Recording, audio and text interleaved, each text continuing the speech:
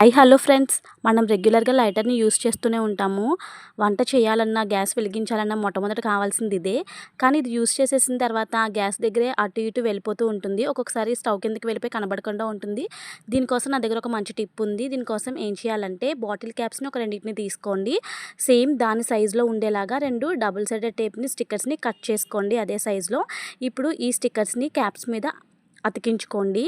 అతికించిన తర్వాత దానిపైన ఉన్న స్టిక్కర్ని తీసేసి వంటగదిలో స్టవ్కి దగ్గరగా ఏదైనా ఒక రఫ్ సర్ఫేస్ చూసుకుని దానిపైన ఈ 2 మూతల్ని అతికించి దాని మధ్యలో లైటర్ని ప్లేస్ చేసుకోండి. ఇలా చేయటం వల్ల మనకి లైటర్ ఒకటి మిస్ అవ్వదు. అలాగే రెంటెడ్ హౌస్లో ఉండే వాళ్ళకి మేకులు కొట్టే పని లేకుండా ఇది ఈజీగా స్టిక్ చేసుకోవచ్చు.